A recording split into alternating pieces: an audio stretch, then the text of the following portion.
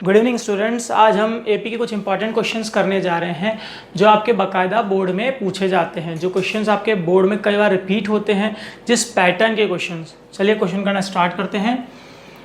पहला क्वेश्चन है, determine the AP whose third term is 5 and the seventh term is 9 and also find the 25th term.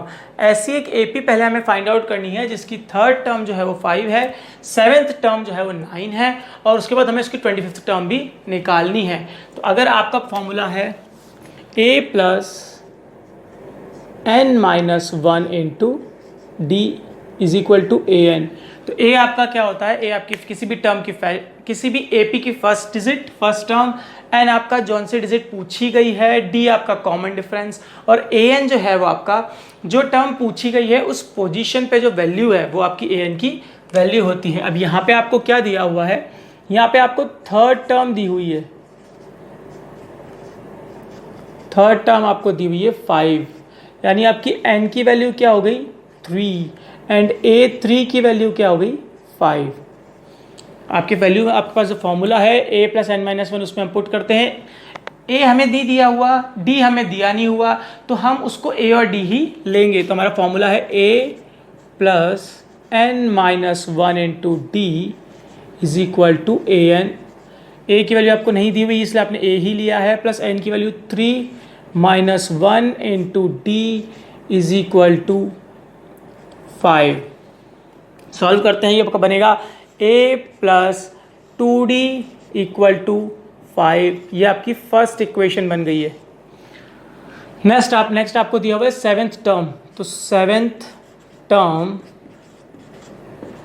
Is equal to 9। Okay, तो आपकी n की value हो जाएगी 7 और a7 की वैल्यू आपकी हो जाएगी 9। वैल्यू पुट करते हैं, a plus n minus 1 into D is equal to A N, जो कि हमारा फॉर्मूला है।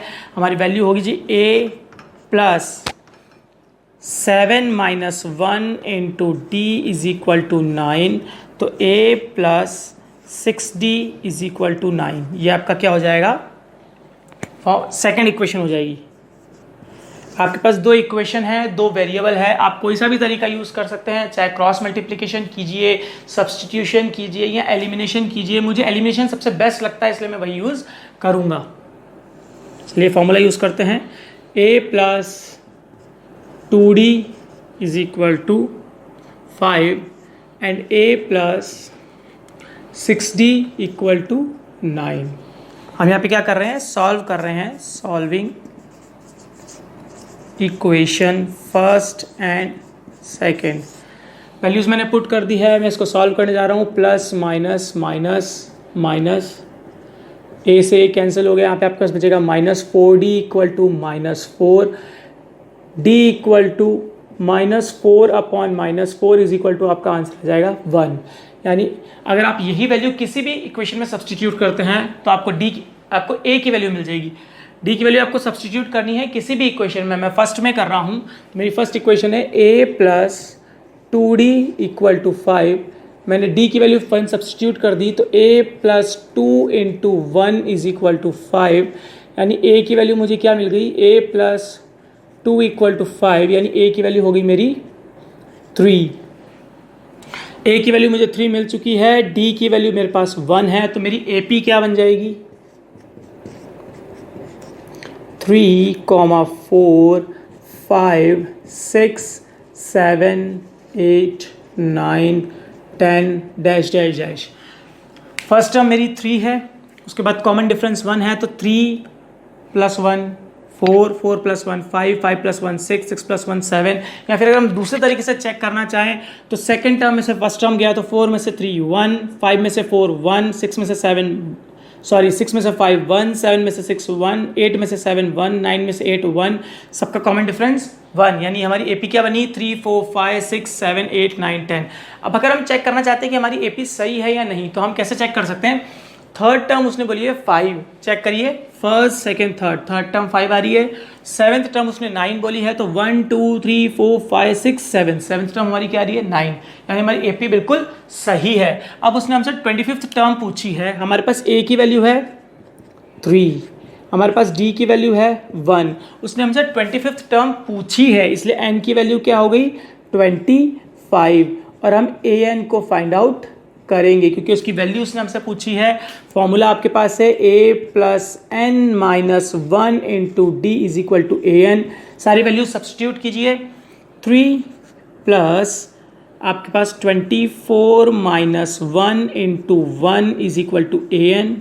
ये हो गया 3 प्लस, सॉरी मैंने पहले ही माइनस कर दिया, इट्स 25, n की वैल्यू आपकी 25 है, तो 25 में से 1 माइनस किया तो 24 into 1 is equal to an।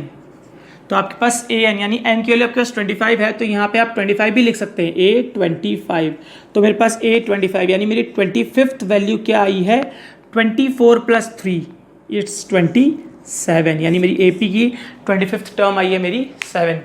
चलिए एक बार छोटा सा रिवीजन करते हैं हम लोग। क्वेश्चन पूछा है ए, आपको पता एक AP फाइंड आउट करनी है जिसकी 3rd टर्म 5 है और 7th टर्म 9 है।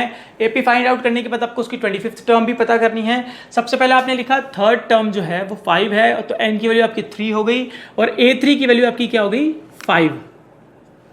ओके, नेक्स्ट तो आपने रखा a plus n minus 1 d into D is equal to an। आपने वैल्यूज सारी रखी, आपने सब सॉल्व किया, आपको पहली इक्वेशन मिल गई a plus 2d equal to 5। Next आपको 7th टर्म दी हुई है 9, तो आपकी n की वैल्यू 7 हो गई, a7 की वैल्यू 9 हो गई। आपके पास इक्वेशन है a plus n minus 1 into D is equal to an। आपने सारी वैल्यू सब्सटीट्यूट करी, आपको सेकंड इक्वेशन मिल गई जिसका वैल्यू है a plus 6d equal to 9। आपने फर्स्ट और सेकंड इक्वेशन को सॉल्व किया। आपके पास 3 तरीके हैं मेनली, आप कोई सा भी तरीका यूज़ कर सकते हैं, substitution, cross multiplication and elimination. मैंने एलिमिनेशन मेथड यूज़ किया है, तो मेरे को d की वैल्यू क्या मिल गई 1। आपके पास 2 वेरिएबल है, 2 और साथ ही 2 इक्वेशंस हैं, तो मैंने जब उनको एलिमिनेशन मेथड से सॉल्व किया तो मेरे को d की वैल्यू मिल गई 1। मैंने वही वैल्यू d की आप किसी भी इक्वेशन में पुट कर सकते हैं, फर्स्ट या सेकंड। मैंने फर्स्ट वाली में सब्सटीट्यूट किया है तो मुझे a की वैल्यू 3 मिल गई। अब मेरे पास a की वैल्यू 3 है, d की वैल्यू 1 है, तो मैं AP बना सकता हूँ। AP बनी है 3 4 5 6 7 8 9 10।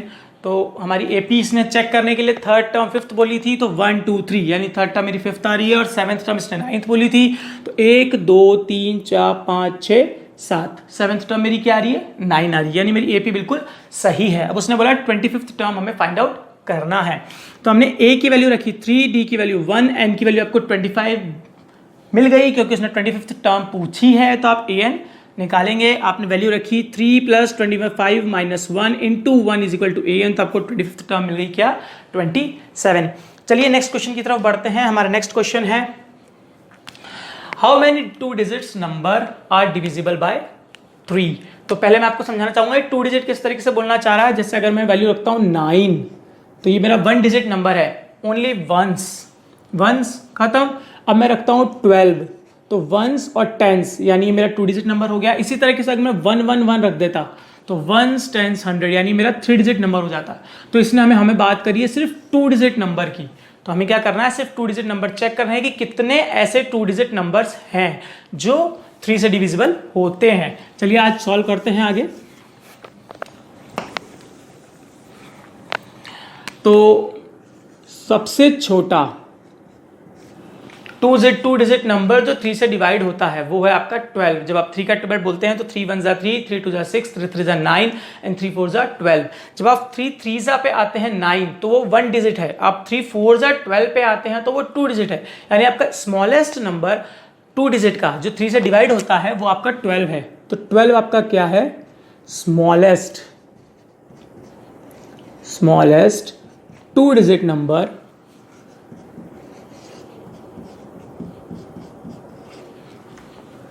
Divisible by 3। नाउ आपको पता करना है लार्जेस्ट, तो लार्जेस्ट में आपका नंबर है 99 जो 3 से डिवाइड होता है। तो अगर आप 3 से एक नंबर ऊपर चले जाते हैं, जैसे मान लीजिए 99 से ऊपर जाते हैं तो 102 आता है, 102। तो 102 तो क्या हो जाएगी, 3 डिजिट नंबर हो जाएंगे। 1 0 एंड 2 3 डिजिट, पर हमें तो 2 डिजिट चाहिए, तो हमारे सबसे क्या हो जाएगा, सबसे बड़ा 99 ग्रेटेस्ट, या हम बोल सकते हैं largest 2 digit number divisible by divisible by 3, यानी आपका स्मॉलेस्ट नंबर है 12 और ग्रेटेस्ट नंबर 2 डिजिट जो 3 से डिविजिबल है वो है 99। तो अब हमें ये पता करना है कि टोटल नंबर हैं कितने। तो आपके पास आपको पहला नंबर आपका क्या है 12। तो आपका बिल्कुल बेसिक फॉर्मूला जो हम पहले लिखते हैं, मैंने आपसे हर बार बोला जनरल फॉर्मूला लिखिए ताकि आपको क्या होगा, उससे काफ़ी चीज़ें क्लियर हो जाएंगी। अब अगर आप यहाँ पे देखना चाहें तो 12 पहला नंबर है, तो आपकी ए की वैल्यू क्या होगी 12। ओके, आपसे एन तो पूछा गया है, डी अब आपको चाहिए डी की वैल्यू।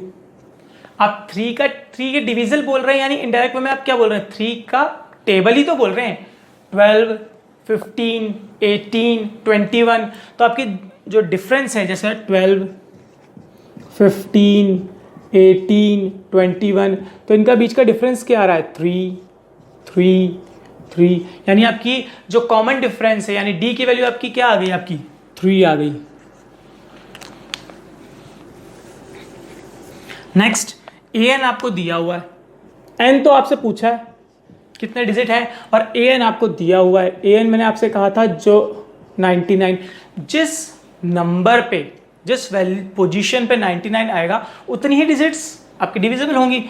वैल्यू सब्स्टिट्यूट करते हैं, आपको आंसर सामने सामने मिलेगा। 12 प्लस एन की वैल्यू आपको फाइंड आउट करनी है, एन माइनस 1 इंटू डी की वैल्यू आपको 3 पता है और ए एन की वैल्यू आपकी 99 है। सॉल्व करते हैं, 12 प्लस आपने 3 को मल्टीप्लाई किया n से तो आपका आंसर आया 3n, माइनस अपनी जगह 3 को आपने 1 से मल्टीप्लाई किया, आपका आंसर आया ना 3 इक्वल टू 99। सॉर्ट आउट करें, 12 में से 3 गया कितना बचेगा 9, तो 9 plus 3n is equal to 99। 3n equal to ये 9 क्या गया, जब कुछ भी नहीं होता तो साइन क्या होता है प्लस का, और ये जब उस तरफ जाएगा तो साइन क्या होगा चेंज, यानी 99 माइनस 9, तो 3n इक्वल टू आपका आएगा 90 और n की वैल्यू क्या आएगी आपकी 30। थोड़ा सा और सॉर्ट आउट कर देता हूँ ताकि जिनको क्लियर करना हो तो वो कर सकें। ये हो जाएगा 90/3 इज इक्वल टू 30, यानी 2 डिजिट नंबर जो 3 से डिविजिबल हैं वो है ना 30 नंबर्स हैं। 30 नंबर 2 डिजिट के ऐसे हैं जो क्या है 3 से डिविजिबल हैं। There are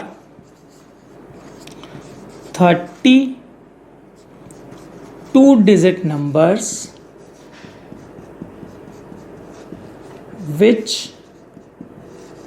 are divisible by 3, यानी n की वैल्यू क्या होगी आपकी 30। चलिए एक छोटा सा क्विक रिवीजन करते हैं। आपका क्वेश्चन है how many 2 digit numbers are divisible by 3, ऐसे कितने 2 डिजिट नंबर हैं जो 3 से डिवाइड होते हैं। तो सबसे छोटा नंबर जो 3 से डिवाइड होता है और 2 डिजिट का भी है वो है 12, और सबसे बड़ा नंबर जो 2 डिजिट का है और 3 से डिवाइड भी होता है वो है 99। तो इस वजह से आपको ए की आपका फॉर्मूला है a plus n minus 1 into D is equal to A N. तो इसलिए आपका पहला ही नंबर 12 है, जो 2 डिजिट में पहला नंबर क्या है 12 है, तो आपकी ए की वैल्यू हो गई 12। आप इनडायरेक्ट वे में 3 का टेबल बोल रहे हैं, मैंने आपको जैसे बताया था 12, 15, 18, 21, तो डी की वैल्यू आपकी क्या होगी 3। एन की वैल्यू आपको फाइंड करनी है, ए एन आपका लास्ट डिजिट है 99, यानी उस पोजीशन पे कौन सी वैल्यू है 99। आपने वैल्यूज पुट करी 12 plus N minus 1 into D is equal to 99। जब आपने सॉर्ट आउट किया तो एन की वैल्यू आपको मिली 30, यानी आपके कितने डिजिट हैं ऐसे 2 डिजिट के 30 नंबर्स हैं ऐसे 2 डिजिट के जो 3 से डिविजिबल होते हैं। आइए नेक्स्ट क्वेश्चन पे स्टार्ट होते हैं। सॉल्यूशन क्वेश्चन है check whether 301 is a term of the list of the number 5, 11, 17, 23। आपको एक सीरीज दी हुई है 5, 11, 17, 23 डैश डैश डैश, उसमें 301 कोई एक टर्म है या नहीं ये हमें पता करना है। तो अगर आपकी n की वैल्यु एग्जैक्ट नंबर आ जाती है तो 301 आपका क्या है इस एपी का एक टर्म है। पर अगर आपकी n की वैल्यू कोई रेशनल नंबर आ जाती है 5/6, 7/8, 9/15, या फिर कोई डेसिमल वैल्यू आ जाती है 5.6, 7/7.3, तो ये नहीं होगा। चलिए चेक करते हैं। आपके जो आपको AP दे रखी है वो है 5, 11, 17, 23 डैश डैश डैश। इस डैश डैश का मतलब है इनफाइनाइट सीरीज है। तो हमारी A की वैल्यू हमें क्या दे रखी है 5। D की वैल्यू आप देख सकते हैं क्या होगा, 11 में से 5 6, 17 में से 11 6, 23 में से 17 6, कॉमन डिफरेंस क्या आ रहा है 6, यानी आपकी D की वैल्यू क्या हो जाएगी 6। N की वैल्यू आपको फाइंड आउट करनी है, जो कि मैंने आपसे कहा कि अगर एग्जैक्ट वैल्यू आएगी तो 301 होगी। और AN की वैल्यू किस उस पोजीशन पे कौन सा नंबर बैठा है उसकी वैल्यू क्या है उस पोजीशन की, वो है 301। चलिए जनरल फॉर्मूला लिखते हैं। सबसे पहले A plus N minus 1 into D is equal to AN। Value substitute करना शुरू करते हैं।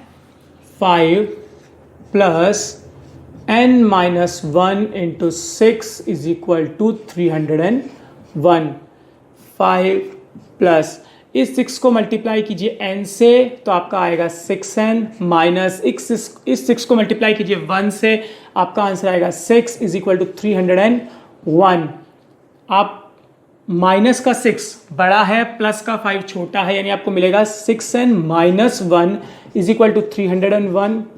1 के आगे माइनस का साइन है, वो इक्वल टू के उधर जाएगा तो प्लस हो जाएगा, तो ये हो जाएगा आपका 6n equal to 301 plus 1, 6n is equal to 302। n is equal to 302 divided by 6। इसको डिवाइड करके देखते हैं अगर ये एग्जैक्ट वैल्यू आती है या नहीं। अगर आई तो 301 इस AP की टर्म है, और अगर नहीं आई तो इसका मतलब जो 301 है आपका वो इस AP की टर्म नहीं है। 2 के डबल से करें हम, 2 3 ज़ा 2 1 ज़ा 2, 2 5 ज़ा 10 एंड 2 1 ज़ा 2, 151। 5 प्लस 1 6 प्लस 1 7। आई थिंक आपको फैक्टर करने आते होंगे, मतलब चेक करना आता होगा कि क्या नंबर 3 से डिवाइड होगा या नहीं होगा। तो मैंने सिंपल सा है, मैं आपको बता देता हूँ। सारे नंबर्स को प्लस कीजिए। 1 प्लस 5 6, 5 प्लस 1 7। क्या 7 3 के टेबल में आता है? नहीं आता। तो इसका मतलब 151 जो है आपका वो 3 से डिवाइड नहीं होगा। मैं एक बार और ट्रिक बोल देता हूँ ताकि आपको याद हो जाएगा। मैं सारे नंबर्स को प्लस करता हूँ। 1 प्लस 5 6, 6 प्लस 1 7। क्या 7 3 के टेबल में आता है? नहीं आता। 7 3 के टेबल में नहीं आता। तो आपका 151 भी 3 के टेबल में नहीं आएगा। तो आपका जो 151/3 है ये आपका क्या है, एक रैशनल नंबर है, जिसका जवाब आपको किस में मिलेगा, डेसिमल में ही मिलेगा। ये गारंटेड है। ओके, तो अगर आपको मैंने क्या कहा था, अगर एग्जैक्ट नंबर मिलेगा तो हाँ, और अगर एग्जैक्ट नंबर नहीं मिला, कोई डेसिमल या रैशनल नंबर मिला तो जवाब होगा ना। तो हम बोलेंगे no, 301 is not a term of AP 5, 11, 17, 25 dash dash dash. चलिए एक छोटा सा क्विक रिवीजन करते हैं। क्वेश्चन है check whether 301 is a term of the list of the number 5, 11, 17, 23। वो ये बोल रहा है कि क्या जो आपका 301 है वो इस AP की कोई टर्म है, और AP आपको दी हुई है 5, 11, 17 एंड 23। तो हमने सबसे पहले AP लिखी 5, 11, 17, 23 डैश डैश डैश, और ये डैश डैश जो है आपका इनफाइनाइट सीरीज को डिनोट करने का तरीका है। आपकी फर्स्ट टर्म है 5, यानी A की वैल्यू 5। आपका कॉमन डिफरेंस आपने चेक किया है, 11 में से 5, 17 में से 6, 23 में से 17। आप कुछ भी माइनस कीजिए, आपका आंसर 6 ही आएगा, यानी कॉमन डिफरेंस 6 है। N की वैल्यू आपको फाइंड आउट करनी है, और AN की वैल्यू आपको दे रखी है 301।